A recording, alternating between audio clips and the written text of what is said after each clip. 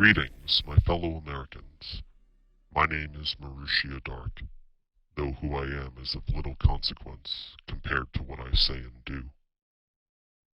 Tonight, I speak as one of you, a concerned citizen, concerned with the direction our republic has taken and how far it has fallen into darkness, straying from its virtuous path. I know right now many of you are angry, afraid, perhaps even feeling hopeless. Your institutions have failed you. Your leaders have failed you. Government, culture, education, healthcare, the economy, the electoral system, the media, the police, the courts, the military, social media, and big tech have all been corrupted and destroyed, leaving you feeling helpless with nothing and nowhere to turn. They have all failed you and will continue to fail you because up until now, we have only addressed symptoms, never striking at the root cause of the problem. And you see, as I see, that they will only continue to cascade in a downward spiral, spinning out of control, becoming worse and worse until eventually the entire system crashes and our country is nothing more than a burning pile of ash and rubble from which nothing grows but bitterness, terror, division, and resentment, with brother fighting brother in the streets and in your own homes. This is how many of you feel right now. You find yourself alone, wondering how it got so wrong, how it can all be fixed, how we can build back hope and trust once more, and whether we will ever again return to normal and see the light of day. My fellow Americans, I come to you this day, emerging from the darkness, to bring you a message of hope and light, that our country is strong, because its people are strong.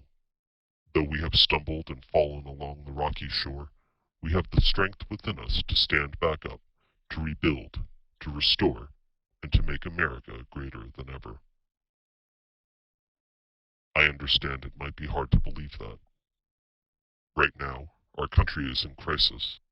There is lawlessness in our streets, and division in our culture and institutions as well. Chaos reigns, and if nothing is done to stop it, then it will be that much harder to stop in the future. And therefore, we must act now, in this 11th hour, to prevent 10,000 years of darkness. To do this, we can no longer rely on those same methods that led us here. Something profoundly new and different is required. And I understand full well how scary that can be for many of you, and who have every right to fear change, because there are many who would exploit your emotions and use such crisis as an excuse to usher in a far more nefarious agenda of domination and control. Nevertheless, a positive change is both necessary and inevitable.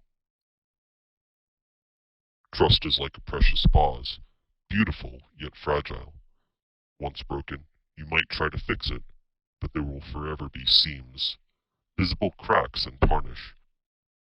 And so, why not fill those seams with gold and lean into the flaws, embracing them as part of the history of the piece, and transforming them into something better than what we had before? The same tactics and strategies and institutions that led us here cannot get us out of this mess. The same shattered pieces will not remake the whole, at least not on their own. They require something be added. They require you and me. For decades now, our government has failed in its most basic duty to protect us, and thus, to secure our liberty, we require a government in exile, a virtual government. Right now, virtual SecDef Bill Whittle has been hard at work crafting plans to move us all back to America, and reclaim what has been stolen and destroyed. I, in turn, have answered his call, and taken up the mantle he once held of virtual president, and will be making weekly addresses to you, the American people.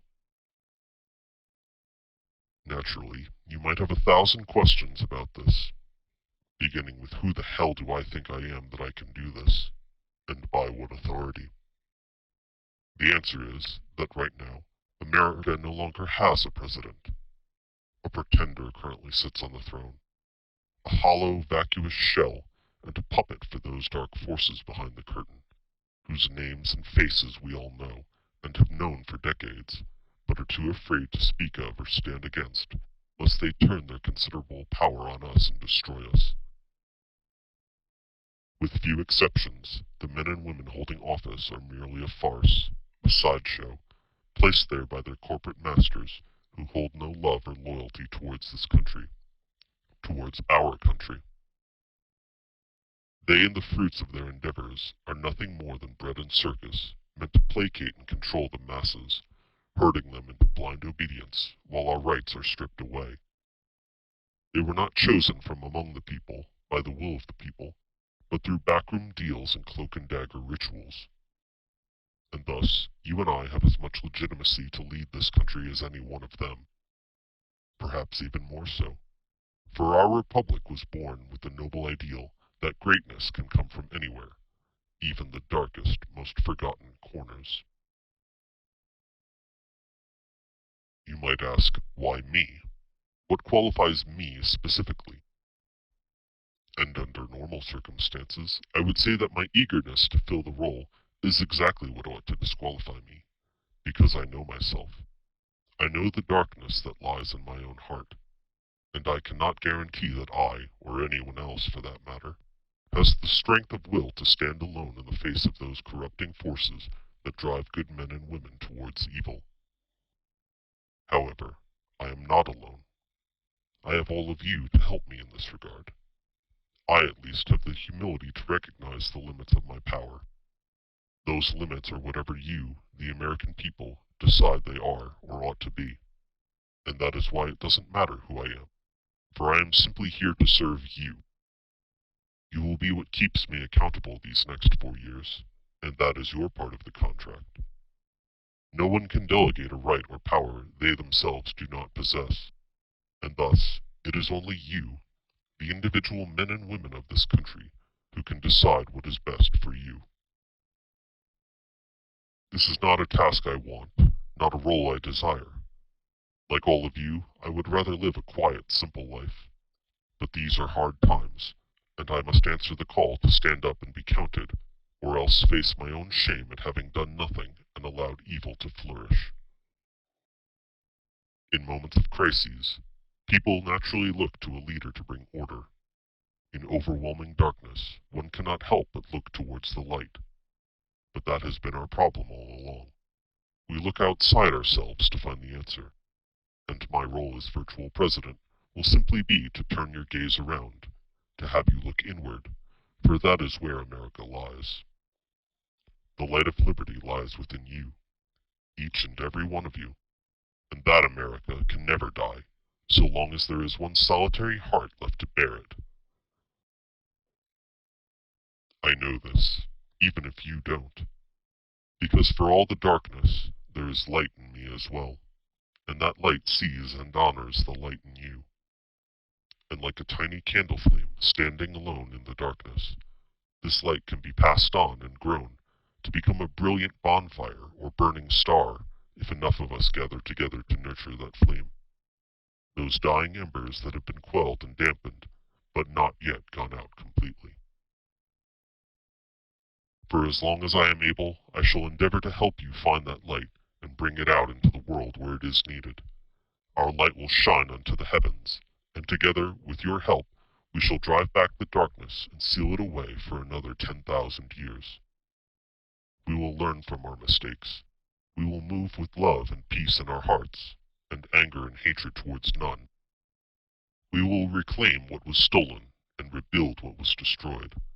We will rekindle hope and reforge the bonds of trust that bind us together. We will restore the rule of law. We will generate prosperity and unleash our country's genius. We shall fight the wicked wherever we find them and drive them from our midst. We shall safeguard the helpless and once again be a force for good in this world. We shall make America greater than ever and build a future of freedom